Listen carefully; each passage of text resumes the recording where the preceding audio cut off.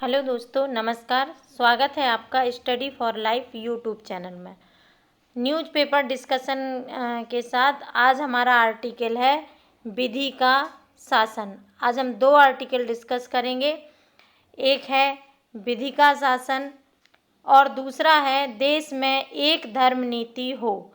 ये दोनों आर्टिकल आज हम डिस्कस करेंगे। आइए बात करते हैं विधि का शासन पर। सूचना प्रौद्योगिकी मध्यवर्ती दिशा निर्देश एवं डिजिटल मीडिया आचार संहिता नियम 2021 अथवा आईटी नियम 2021 ने कई न्यायिक चुनौतियों को जन्म दिया और सार्वभौमिक मानवाधिकार उल्लंघन के लिए उसे अंतर्राष्ट्रीय स्तर पर आलोचना का सामना करना पड़ा है। इन नियमों के कारण ट्विटर और सरकार के बीच विवाद पैदा हो गया है। अन्य बड़े मंच मसलन गूगल, फेसबुक और व्हाट्सएप आदि ने भारत में एक मुख्य अनुपालन अधिकारी, एक शिकायत अधिकारी और 24 घंटे संपर्क का केंद्र स्थापित करने का नियम मान लिया है। ट्विटर ने इनके अनुपालन में देरी की। हालांकि उसका दावा है कि उसने अंतरिम नियुक्तियां कर दी हैं। वह सूचना प्रौद्योगिकी संबंधी संसदीय समिति के सवालों का जवाब दे रही है और फेक न्यूज़, फर्जी खबर के एक मामले में उत्तर प्रदेश पुलिस ने भी उसे समन जारी किया है। इलेक्ट्रॉनिक्स एवं सूचना प्रौद्योगिकी मंत्री ने भी जोर देकर कहा है कि अब मध्यवर्ती के रूप में इन मंचों का सुरक्षित दर्जा समाप्त हो चुका है और इन पर प्रकाशित या प्रसारित किसी भी सामग्री के लिए इन्हें जवाबदेह ठहराया जा सकता है। इन आईटी नियमों के सामने कई चुनौतियां भी हैं। व्हाट्सएप ने दिल्ली उच्च न्यायालय में एक याचिका दायर करके आरोप लगाया है कि ये नियम एंड-टू-एंड इंक्रिप्शन को भंग करने की मांग करके निजता के अधिकार को तोड़ रहे हैं। गूगल ने भी दिल्ली उच्च न्यायालय से संपर्क कर मीडिया प्लेटफॉर्म की परिभाषा को चुनौती दी है। द वायर और द क्विंट जैसे ऑनलाइन मीडिया चैनलों ने एक अन्य याचिका में नियमों को चुनौती देते हुए कुछ अन्य बातों के अलावा दावा किया है कि ये नियम मूल विधान सूचना प्रौद्योगिकी अधिनियम 2000 के दायरे का उल्लंघन करते हैं। केरल उच्च न्यायालय ने ऑनलाइन पोर्टल लाइव लॉ की एक याचिका स्वीकार की है जिसमें कहा गया है कि ये नियम डिजिटल समाचार मीडिया को मनमाने, अस्पष्ट और असंगत रूप से प्रतिबंधित करते हैं। अदालत ने कहा है कि याचिका की सुनवाई होने तक कोई कदम न उठाया जाए। इसके अलावा मानवाधिकार को लेकर संयुक्त राष्ट्र के 3 विशेष प्रतिवेदकों ने सरकार से अनुरोध किया है कि वह कुछ अहम पहलुओं की समीक्षा करे और उन्हें वापस ले। इन पत्रों में कहा गया है कि पहला संदेश भेजने वाले को चिन्हित करने, मध्यवर्ती की जवाबदेही और डिजिटल मीडिया सामग्री की कार्यकारी निगरानी आदि सभी निजता के अधिकार और अभिव्यक्ति की आज़ादी का हनन करते हैं। उन्होंने फर्जी खबर जैसे शब्दों की इस अस्पष्टता की ओर भी संकेत किया क्योंकि ये अच्छी तरह परिभाषित नहीं है और स्वतंत्र मीडिया को पूरी तरह प्रभावित कर सकता है। अभिव्यक्ति की आज़ादी और निजता दोनों को संवैधानिक गारंटी हासिल है। ये अधिकार नागरिक और राजनीतिक अधिकारों की अंतर्राष्ट्रीय प्रतिज्ञा में शामिल हैं। प्रधानमंत्री हाल ही में इसके प्रति भारत की प्रतिबद्धता जता चुके हैं। नियमों की परिभाषा वाकई बहुत व्यापक है। इसमें हर वह ऑनलाइन प्लेटफॉर्म शामिल है जिसके 50 लाख से अधिक भारतीय उपयोगकर्ता हों, फिर चाहे वह प्लेटफॉर्म कुछ भी करता हो। नियम सामग्री पर बहुत कठोर नियंत्रण थोपते हैं जिनके बारे में मध्यवर्तियों से कहा जा सकता है कि वे उन्हें हटाएं। इसकी शर्तें अस्पष्ट हैं। इनक्रिप्शन तोड़ना निजता के अधिकार का उल्लंघन करता है। कोई लोकतांत्रिक देश ऐसे नियंत्रण नहीं लगाता। सरकार को इन नियमों पर पुनर्विचार करना चाहिए क्योंकि इस समय वह अंतर्राष्ट्रीय मंचों पर मानवाधिकार को लेकर प्रतिबद्धता जता रही है। नियम बनाने का तरीका भी दिक्कतदेह है। लोकतंत्र में यह पूछा जाना चाहिए कि यह क्या वैश्विक सार्वजनिक मंचों का संचालन कुछ सरकारी अधिकारियों के हाथ में छोड़ा जा सकता है। आशा की जानी चाहिए कि अदालतें इस विषय पर समग्रता से विचार करेंगी और यह विषय इस प्रकार निपटाया जाएगा कि कोई सरकार अभिव्यक्ति की आज़ादी को चुनौती नहीं देगी। अगला आर्टिकल है, देश में एक धर्म नीति हो। जब देश में विदेश, रक्षा, उद्योग, शिक्षा, पर्यावरण आदि की नीतियां बनती हैं तो धर्म नीति क्यों नहीं बनती। सम्राट अशोक से बादशाह अकबर तक की धर्म नीति हुआ करती थी। पंडित नेहरू से मोदी तक किसी भी प्रधानमंत्री ने सुविचारित और सुस्पष्ट धर्म नीति बनाने की नहीं सोची।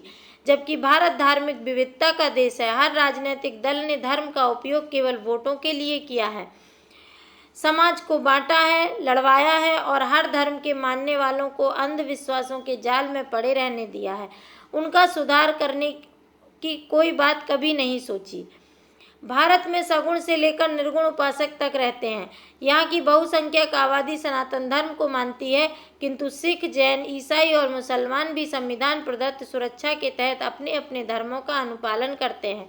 मंदिर, गुरुद्वारे, अन्य पूजा स्थल, गिरजे और मस्जिद भारतीय समाज की प्रेरणा के स्रोत हैं, पर इनका भी निहित स्वार्थों द्वारा भारी दुरुपयोग होता है। इससे समाज को सही दिशा नहीं मिलती और धर्म भी एक व्यापार या राजनीति का हथियार बनकर रह जाता है। जबकि धर्म नीति के तहत इनका प्रबंधन एक लिखित नियमावली के अनुसार पूरी पारदर्शिता के साथ उसी समाज के संपन्न, प्रतिष्ठित, समर्पित लोगों द्वारा होना चाहिए, किसी सरकार के द्वारा नहीं। साथ ही उन धर्म स्थलों के चढ़ावे और भेंट को खर्च करने की भी नियमावली होनी चाहिए। इस आमदनी का एक हिस्सा उस धर्म स्थल के रख रखाव पर खर्च हो, दूसरा हिस्सा उसके सेवकों और कर्मचारियों के वेतन आदि पर, तीसरा हिस्सा भविष्य निधि के रूप में बैंक में आरक्षित रहे और चौथा हिस्सा समाज के निर्बल लोगों के लिए शिक्षा, स्वास्थ्य और भोजन पर खर्च हो। आजकल हर धर्म में बड़े बड़े आर्थिक साम्राज्य खड़े करने वाले धर्म गुरुओं का वर्चस्व बढ़ता जा रहा है, जबकि सच्चे धर्म गुरु वे होते हैं जो भोग विलास का नहीं बल्कि त्याग और तपस्या का जीवन जीते हों, जिनके पास बैठने से मन में सात्विक विचार उत्पन्न होते हों, नाम, पद या पैसा प्राप्त करने के नहीं, जो स्वयं को भगवान नहीं बल्कि भगवान का दास मानते हों।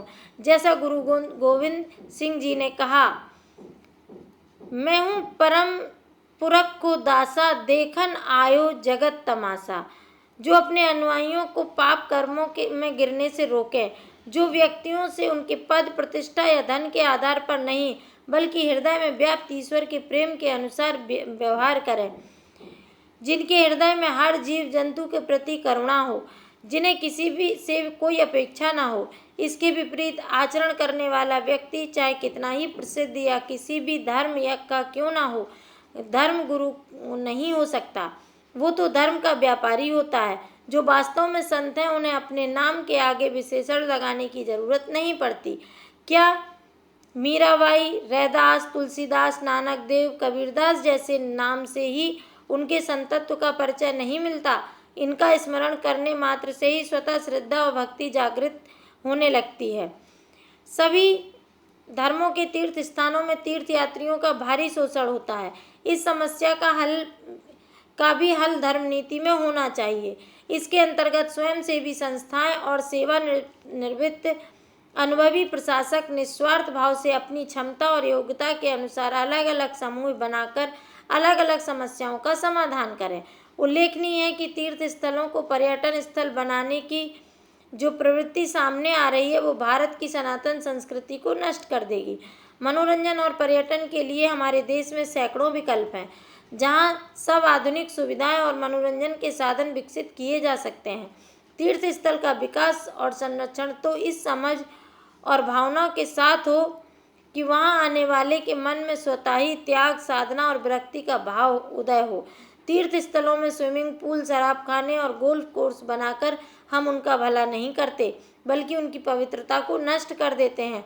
इन सब के बनने से जो आप संस्कृति प्रवेश करती है वे संतों और भक्तों का दिल तोड़ देती है। इस बात का अनुमान शहरीकरण को ही विकास मानने वाले मंत्रियों और अधिकारियों को कभी नहीं होगा। दुनिया भर के जिज्ञासु भारत के तीर्थ स्थलों में आध्यात्मिक ज्ञान की खोज में आते हैं, पर भौंडे शहरीकरण ने जोर जोर से बजते कर्कश संगीत ने, कूड़े के ढेरों और उफनते नालों ने, ट्रैफिक की अव्यवस्था और बिजली आपूर्ति में बार बार रुकावट के बीच सैकड़ों जनरेटरों के प्रदूषण ने इन तीर्थ स्थलों का स्वरूप काफ़ी विकृत कर दिया है। मैं यह बात कब से कह रहा हूँ कि धार्मिक नगरों को सजाने और संवारने का काम नौकरशाही और ठेकेदारों पर छोड़ देने से कभी नहीं हो पाता तो पिछले 75 सालों में जो हजारों करोड़ रुपया इन पर खर्च किया गया, उससे इनका स्वरूप कभी का निखर गया होता। करोड़ रुपयों की घोषणा करने से कुछ नहीं बदलेगा। धर्म क्षेत्रों में विकास के लिए आवश्यकता है आध्यात्मिक सोच और समझ की, जिसका कोई भी अंश किसी भी सरकार की नीतियों में दिखाई नहीं देता। सरकार का काम उत्प्रेरक का होना चाहिए, सहयोगी का होना चाहिए, अपने राजनीतिक लाभ के उद्देश्य से अपने अपरिपक्व विचारों का थोपने का नहीं। उद्योग, कला, प्रशासन, पर्यावरण, कानून और मीडिया से जुड़े आध्यात्मिक रुचि वाले लोगों की औपचारिक सलाह से इन क्षेत्रों का विकास का नक्शा तैयार होना चाहिए। धर्म के मामले में कोरी भावना दिखाने या उत्तेजना फैलाने से तीर्थ स्थलों का विकास नहीं होगा। इसके लिए सामूहिक सोच और निर्णायक नीति अपनानी होगी, जिसका समावेश देश की धर्म नीति में होना चाहिए। यह दोनों आर्टिकल बहुत इम्पोर्टेंट हैं, आप इन्हें ज़रूर देखिएगा, मेंस के लिए भी और निबंध के लिए भी। धन्यवाद।